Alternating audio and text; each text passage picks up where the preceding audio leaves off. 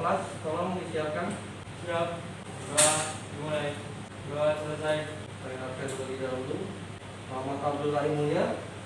Sakit ya. Awaludin. Suaranya mana, Mas? Ya, Pak. Ya, bagus. Hari Maulana. Untuk materi hari ini, ya, kita masuk ke pelajaran IPL. Materi sebelumnya kita sudah mempelajari tentang lampu, ya, hujan atau dilihat dari kepentingan lampu yang arang, dan TL atau lampu tabung, dan juga ada tulisan model lampu gas, ya, seperti itu. Jadi untuk materi hari ini yaitu kamu mempelajari tentang komponen-komponen instalasi listrik bangunan sederhana. Kemudian kompetensi dasarnya adalah menentukan komponen instalasi lampu penerangan pada bangunan sederhana, yaitu pada rumah tinggal, kemudian pada sekolah, kemudian untuk rumah ibadah. Dan untuk keterampilannya, ya, itu kalian harus bisa memilih komponen instalasi lampu penerangan pada bangunan sederhana.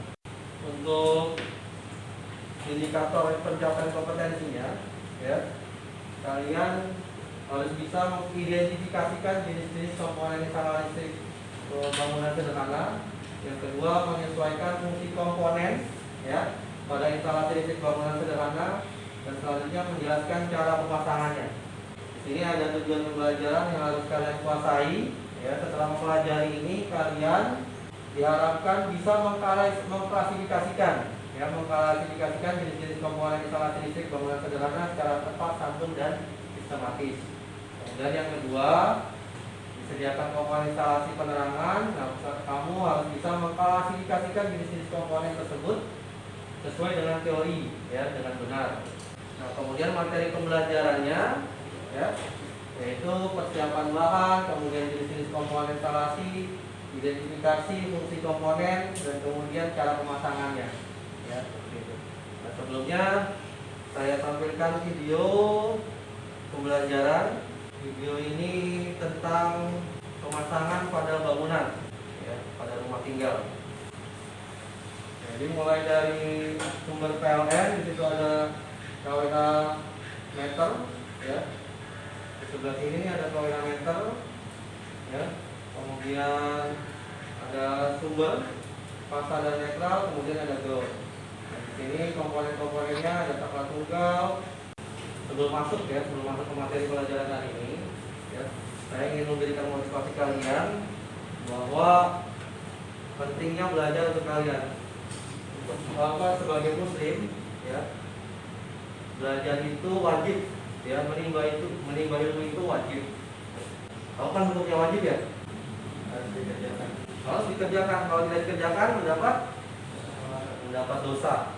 Jadi nanti sebelum praktek ini ada permasalahan yang harus kalian nanti rundingkan, ini diskusikan, ya. Jadi di sebuah bangunan sederhana yang diperuntukkan sebagai sebuah gudang, ya, memiliki bentuk yang memanjang.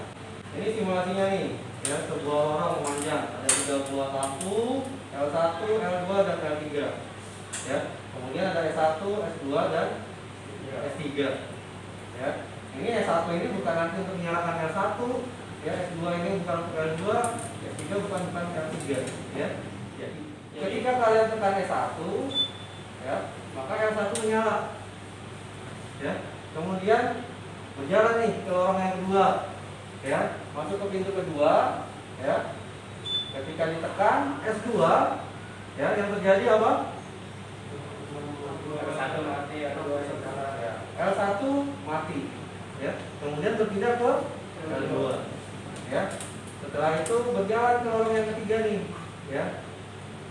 Ke pintu ketiga kalian masuk, maka yang terjadi adalah L2 mati, kemudian L3 menyala. Nah, macam-macam komponennya yaitu satu, bahan pengantar. Kalian tahu bahan pengantar itu apa? Ya, nyalakan yang bisa berbicara tunjukkan awal. Bahan pengantar apa tadi, Bang? Kabel pengantar, ya. Kemudian ada fitting, ya. Fitting ini tempat memasang bola lampu listrik. Ya. Dan menurut penggunaannya dapat dibagi menjadi 3 jenis, yaitu fitting langit ya, yang ditempatkan di plafon, kemudian ada fitting gantung ya. Jadi nanti lampunya itu ada berupa kabel yang menjulur ke bawah dan itu ada fittingnya menggantung. Kemudian ada fitting kedap air ya. Fitting kedap air ini ya, biasanya letaknya ada di mana? Apa kan? Akuarium. Boleh di akuarium. Tapi yang paling utama itu adalah yang posisinya di luar ruangan. Misalnya di taman itu ada lampu taman, kemudian ada lampu TJU. Itu sudah air. Sampai di sini ada pertanyaan. Silakan kalau ingin bertanya. Saya Pak. Ya silakan mulia. Ada apa?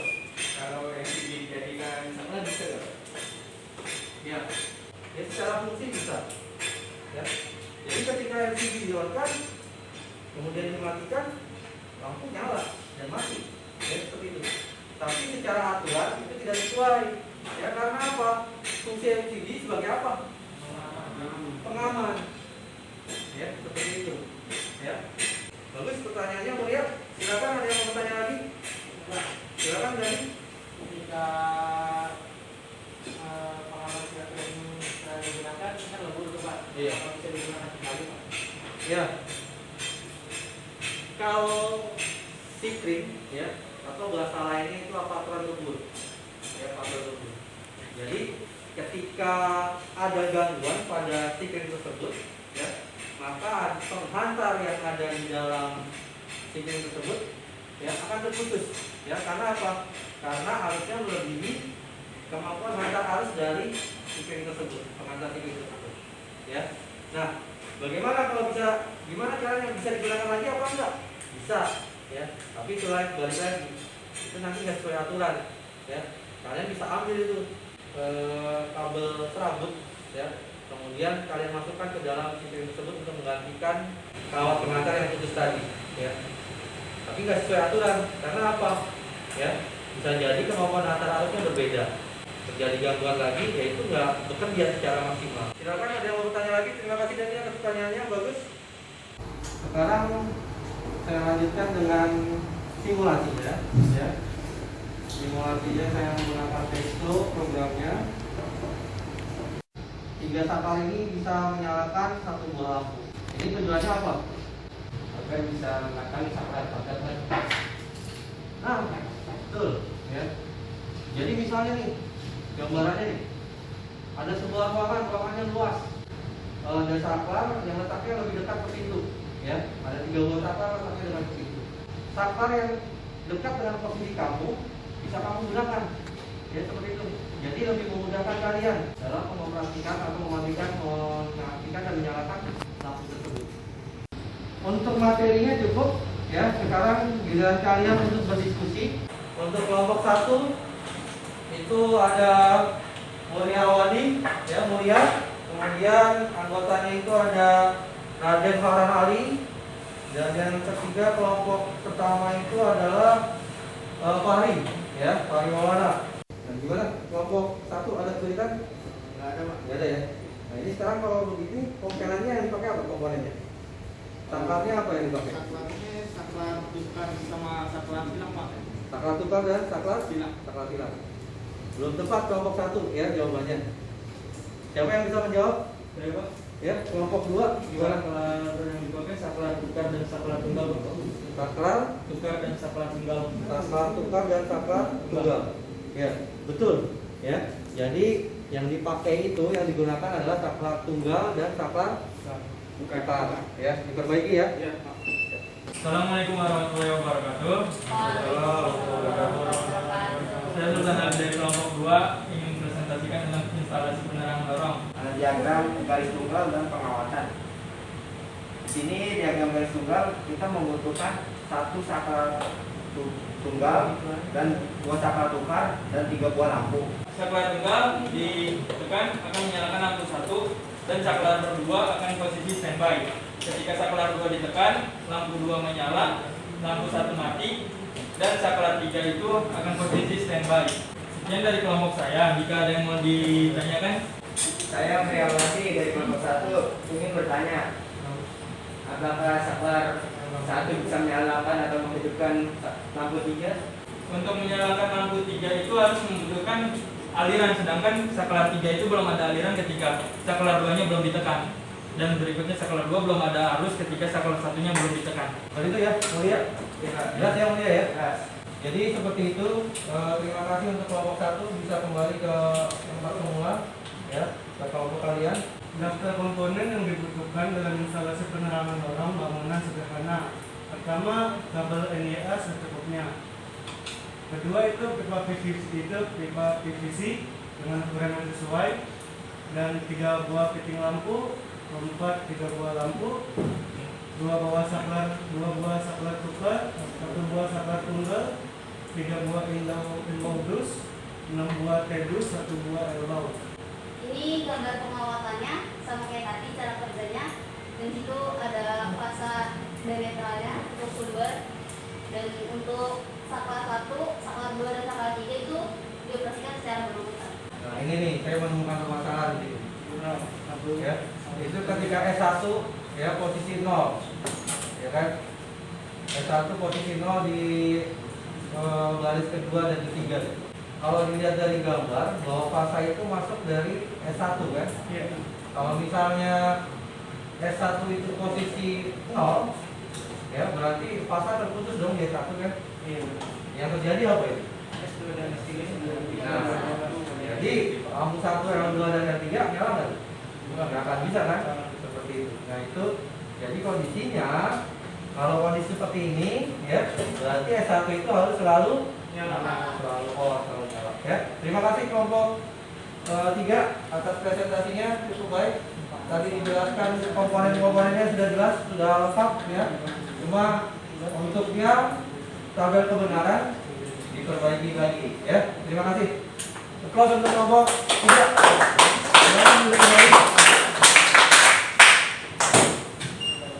Di untuk pembelajaran ya, ini saya sampaikan tugas-tugas kalian, tugas individu kalian ya. Itu 1, kalian kerjakan LKPD ya, LKPD kalian masing-masing. Kemudian kerjakan pilihan gajah yang terdapat di Google Form ya. Ada di Google Classroom. Kalian kan sudah join, nanti kalian lihat. Nah ini bentuk LKPD-nya. Di Google Classroom juga sudah ada materi modulnya, kalian bisa pelajari di situ ya. Nah di sini kalian buat tugas-tugas yang tadi hasil diskusi kalian, kemudian buat ulang, gunakan polaris, kemudian gunakan malboduk, ya seperti itu. Ya, nah setelah itu, ya kalian bisa membuat pekerjaan di Google Classroom untuk tes formatifnya. Ya, kalian bisa lihat di situ. Minggu depan kita akan mempelajari tentang penghitungan jumlah lampu yang ada pada setiap ruangan yang akan disesuaikan dengan jenis lampu yang digunakan, kemudian ruangan apa yang dipakai sesuai dengan perhitungan, sesuai dengan aturan yang ada. Saya harap kalian jangan sampai tidak masuk, ya, tetap semangat untuk pelajaran. Silakan tolong dibuat kesimpulan untuk hari ini. Bisa ada yang bisa menyimpulkan, membuat kesimpulan hari ini? Silakan juga. Untuk kesimpulan hari ini kita jadi mengetahui tentang instalasi penerangan lorong, juga mengetahui tentang pengawasannya bagian single line dan double line, tentang cara kerjanya ketika kita harus memasuki lorong, kita harus menyalakan secara berurut, tidak bisa secara acak. Ya, betul. Terima kasih Sultan ya. Jadi seperti itu ya. Kalian bisa tahu penerangan lorong dan cara kerjanya. Kemudian komponen-komponennya juga penting ya. Komponen-komponen yang harus kalian sediakan, kalian yang harus kalian persiapkan terlebih dahulu itu apa saja. Terima kasih Sultan. Kemudian kita akhiri dengan doa. Silakan ketua kelas. Siap, berdoa dimulai. Doa selesai. Cukup sekian untuk pembelajaran hari ini. Untuk prakteknya ya, setelah istirahat kalian bisa melanjutkan. Assalamualaikum warahmatullahi wabarakatuh. Waalaikumsalam warahmatullahi wabarakatuh.